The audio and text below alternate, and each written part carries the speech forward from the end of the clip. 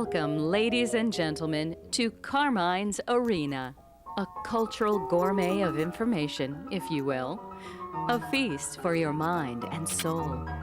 And now, without further delay, the man, the myth, the maestro, Carmine Arena.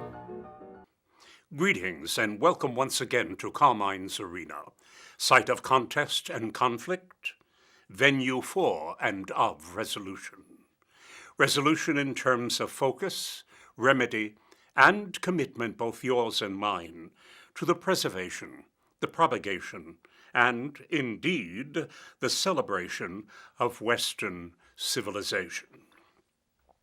The creation of great minds is the vital fuel energizing the light of civilization.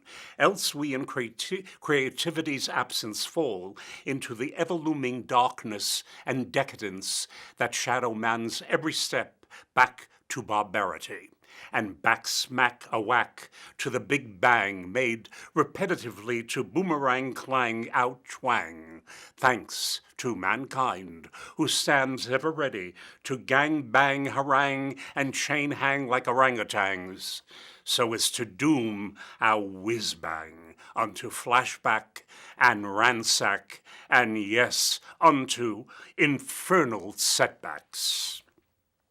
One need only reach out to test this observation by considering any number of geniuses who produced astonishing leaps of aesthetic and scientific insight, and yet in their personal lives failed to achieve naught but blind groping. Conversely, when they habitually return to creating, they are steadied and proceed with an advance of ever greater achievements. Ergo, throughout man's existence, there appears to be a nettlesome constant, an imbalance of laughter and tears. Even an examination of lesser minds finds this pedestrian stance in personal play. We need look no further than ourselves to find an incapacity to eschew error we repeat in reflexive knee-jerk loyalty unto silent tears as we continue to relapse evermore into blundering. Our most earnest resolutions quietly ripped asundering in helpless redundancy. Yet, my dear listeners, we need not yield to despair, but to introspection. From the dawn of civilization, it has been superior women who nurse and nurture a confederacy of genius. Each espied, rated, and waited for authenticity, and then only then invited and welcomed into their worldly salons, where each of these geniuses would otherwise never have met. This confraternity spurred mutual exchange, which annealed the very ore of their respective gifts. Thrown together, they were hereinafter to become credentialed mentalities, who to find themselves on cushy sofas, provided by their hostess, and feasting on delicacies that such cuisine and vintage wine alone can pique in a lavish salon setting. Stylish, elitist, womanish. Yes, woman's wit and wisdom boundlessly enriched and hydrated their femininity, becomes a mighty fountain that forever quenches our otherwise unquenchable thirsts. Thus continues the struggle between human nature and the human mind, as phrased by the American Gertrude Stein, whose Parisian salon is a legendary story, in fact, a history of modern art itself. How do I reconcile Stein, who openly lived a lesbian existence, with her lover and companion, Alice B. Toklas, with the powers of femininity? Well, it's the power, and not the poor posture of, say, feminism, which merely craves to be one of the boys instead of one of the girls, and self-accepting as such, and accepted most heartily by the boys they turn into men they court and often marry. Creativity is feminine in both men and, of course, women. It has little to do with sex or sexual preference. For creativity, which is the fuel which produces the light of civilization, is an altered state of mind which uncovers treasures only such focus could detect and fast discover. Genius is the enhanced capacity to be attracted by parallel universes. Though with that genius on its gravitational return, would that it would bide more Stradivarius than Vesuvius. One need only think of Van Gogh, a great artist while at work, an eruption of diastrophic calamity when he let go of the brush and instead picked up a razor to cut into his ear, and a pistol to assault himself, earning a slow death. Greatness has its twists and turns, its sophistication and naivete. In retrospect, the study of great minds frequently reflects, to reveal among other things, a political innocence that supports even tyrannies of one stripe or another, be they right or left wing. We are a species of contrarians, armed to war on ourselves, forget about warring on one another. That's a given. Yes, genius can compose symphonies and opera, inscribe brilliant mathematical formulae, yet again and again fall in love with the same wrong person. Nature and mind, you see, require the aid of someone who lives outside of time and eternity. It requires God, who still creates, yet nonetheless grants us the grace and grief of free will. Will to treadmills ill, or the will to us thrill and fulfill. For we don't see things as they are, we see them as we are, said the writer Aeneas Nin. Pray to come to know the difference between what is imaginary and what is delusional, the difference between the supremacy of legacy and the idiocy of fallacy. We mentioned the painter Van Gogh. Let us, for a brief spell, turn our attention to, say, the very gifted writer Leo Tolstoy. He being one tangle of contradictions that bedeviled both Leo and his loyal wife right up to the moment of his death in 1910. This clear-headed novelist, whose War and Peace remains a masterful synthesis of multiple storylines and characters we recognize at once, whether in earlier chapters or chapters far away from their initial introduction.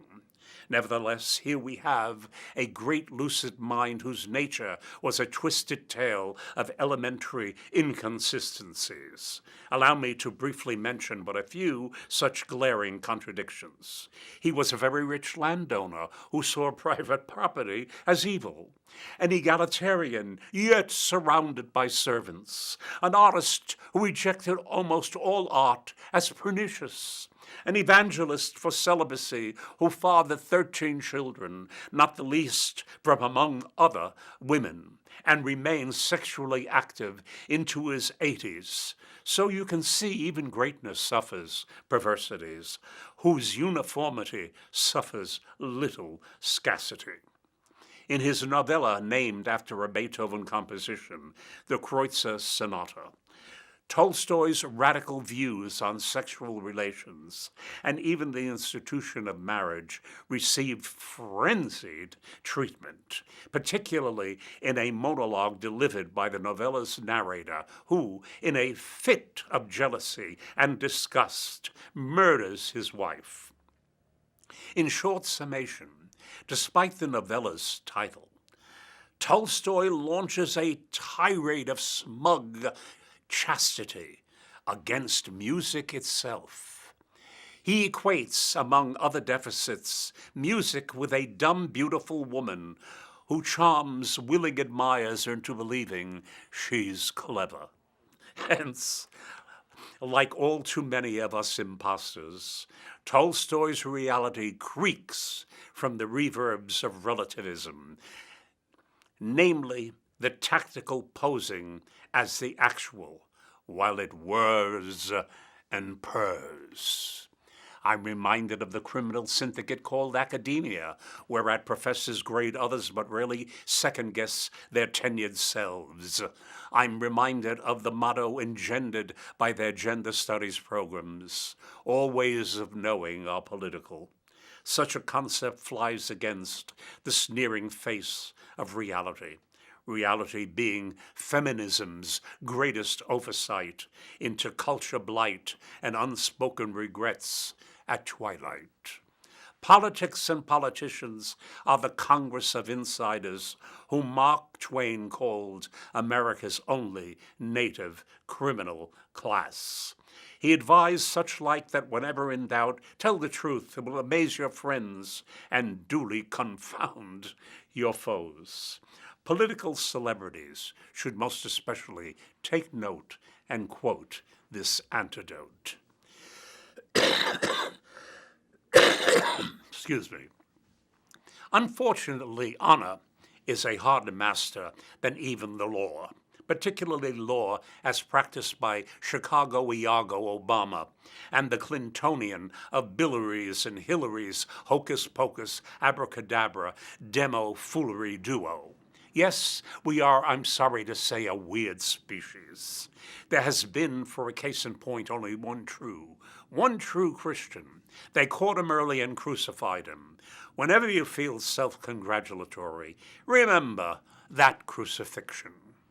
Yes, nature and mind are of a certainty not wholly one. Will they ever be? My advice, stop killing time by forgetting this dichotomy, this disconnect.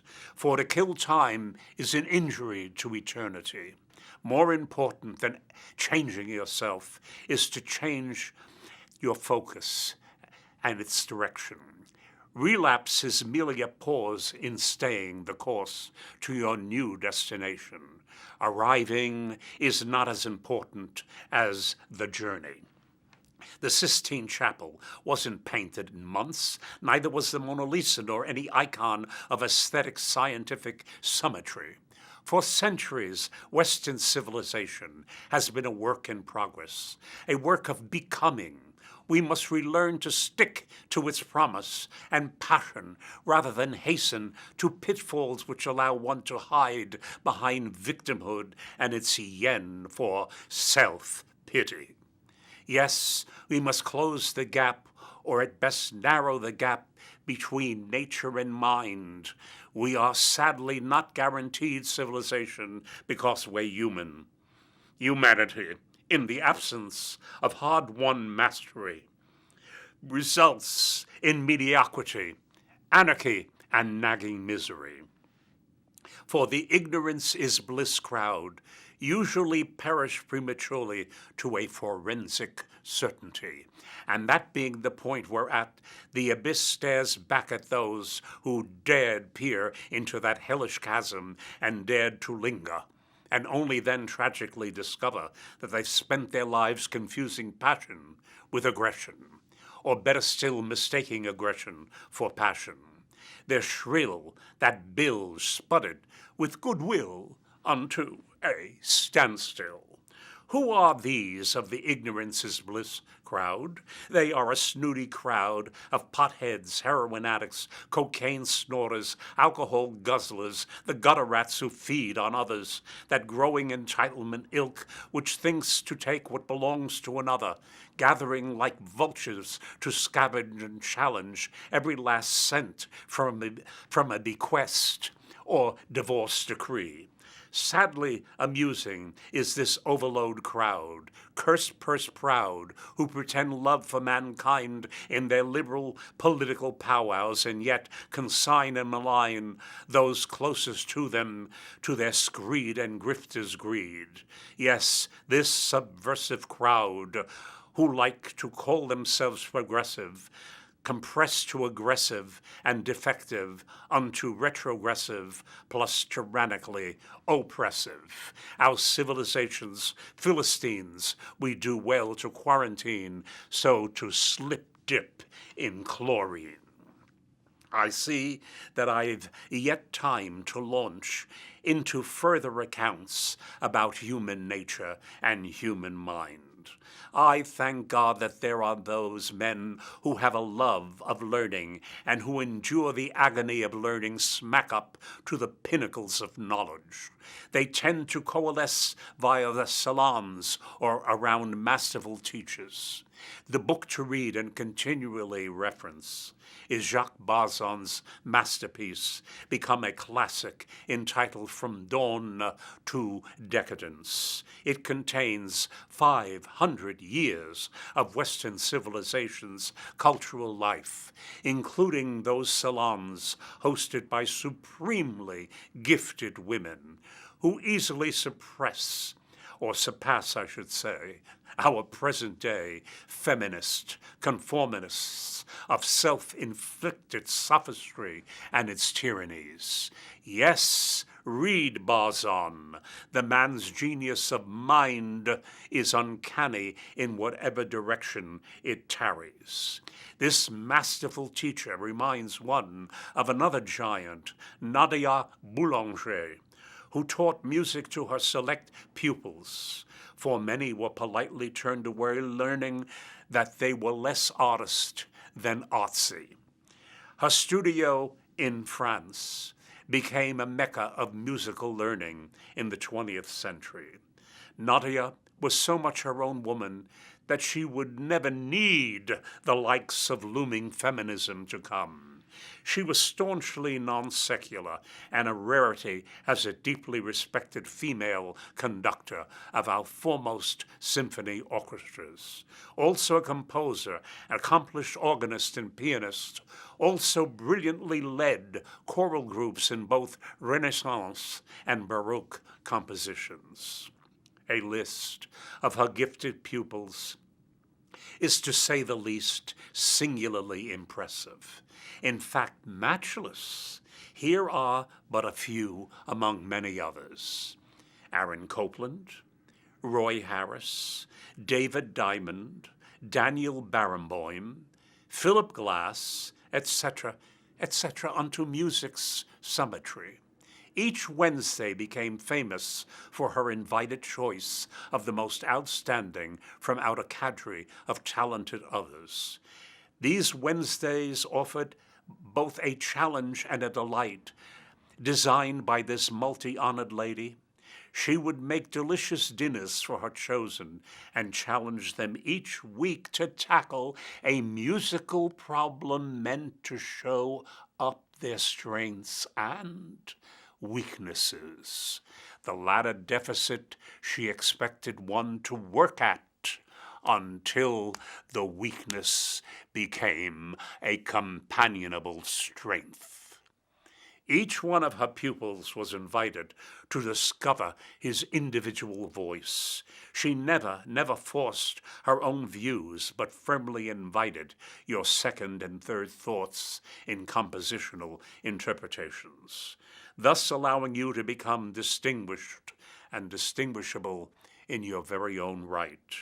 Your voice, and your voice alone, and free from its being excessively coached and overladen by a know-nothing teacher.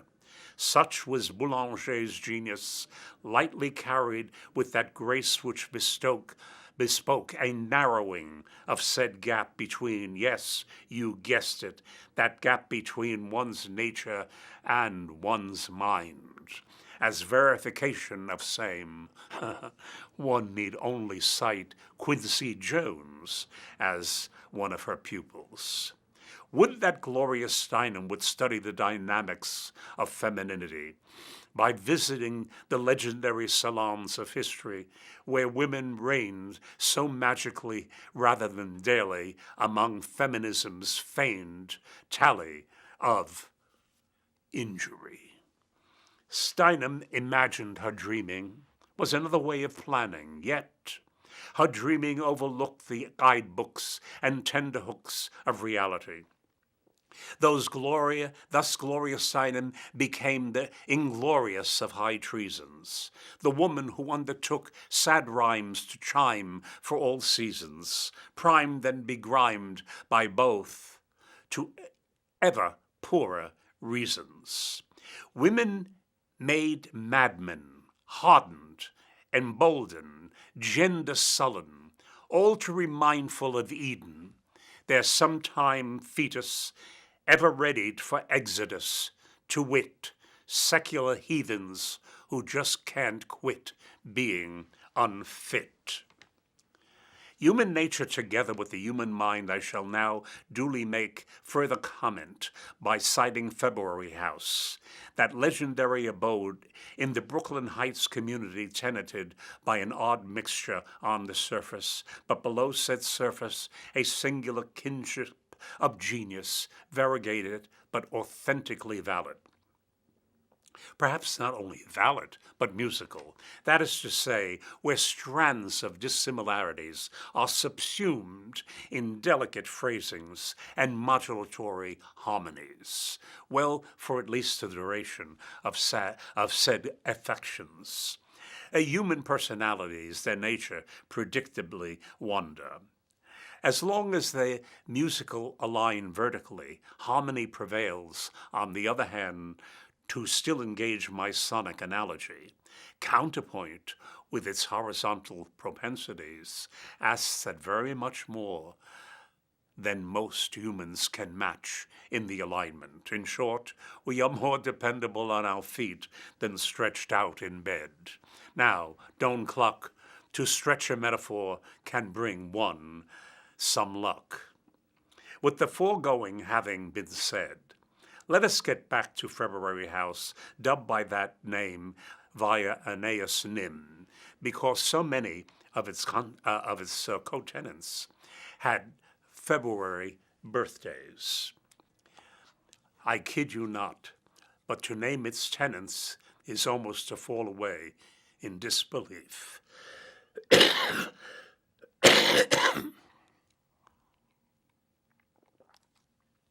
Yes, to fall away in disbelief. Yet truth, yes, shall always remain stranger than fiction's fallacies. The tenants were W.H. Auden, Carson McCullers, Jane and Paul Bowles, Benjamin Britten, and Gypsy Rose Lee under one roof from 1940 to 1941. These literary and musical giants, plus our burlesque queen, who was writing a book, lived together in a funny little mock Tudor brownstone. Along with that roster there came to live Lotte Lenya, Kurt Weill, plus 2 adult children of the great novelist Thomas Mann, etc. Ad Parnassus. So how exactly did this artistic experiment come to be, and why didn't it last?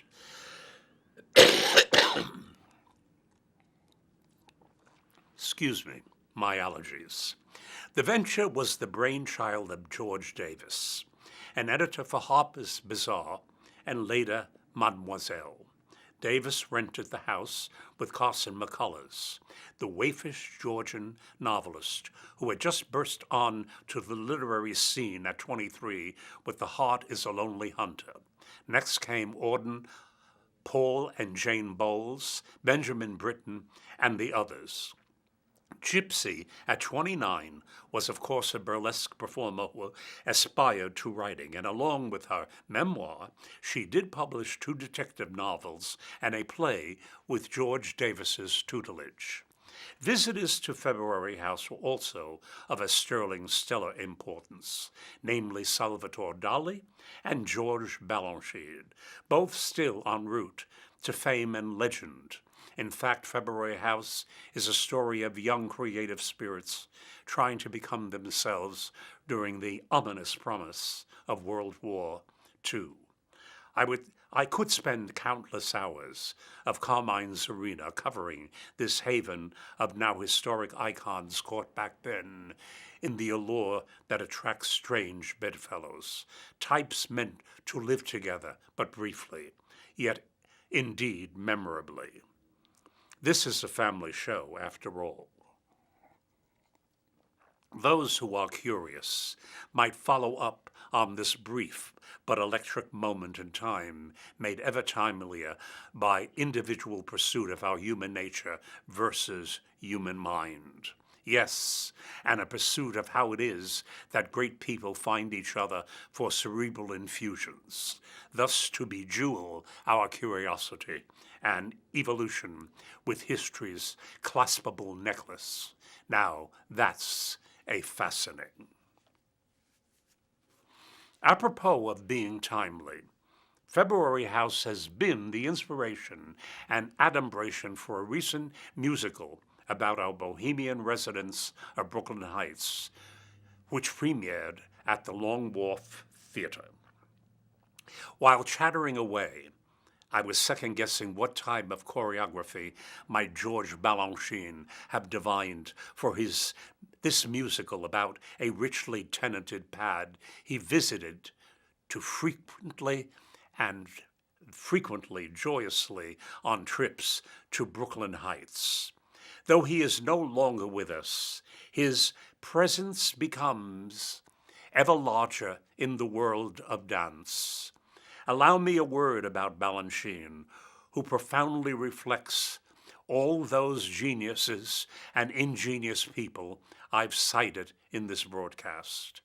Balanchine in his 70s continued and even surpassed his record of top-quality choreography, a construct and constructs of immense diversity, which subsumed balletic poetry, the poetry of the foot, and yes, the body's very psychology in mesmerizing motion. All this pouring forth in bewildering ranges of style we behold still as demonstratively nothing other than pure genius. His intensity, made in easy grace, is best understood given his answer to the query, "Mr. Balanchine, don't you ever take a vacation?" His response was, "Why would I ever feel the need to take a break from joy? Said another way, if you love what you choose to do, you'll never work a day in your life." Now that's being creative, getting nature and mind on the same team. In closing, allow me to remind you to ponder in yourselves the gap between nature and mind, your very nature and mind. You'll avoid many errors you're bound to regrettably and regretfully make otherwise. Ignorance and error are, after all, one and the same. Don't waste your valuable time. Remember that to waste time is to injure eternity, an eternity from which you'll be exiled. Along with me, aim instead for redemption. Till next we meet, my friends, ciao, ta-ta, and farewell. If you have any comments or other remarks, and that I perhaps could even read on some of these broadcasts, please do not hesitate to write to me, Carmine Arena, P.O. Box 1029, Larchmont, New York 10538.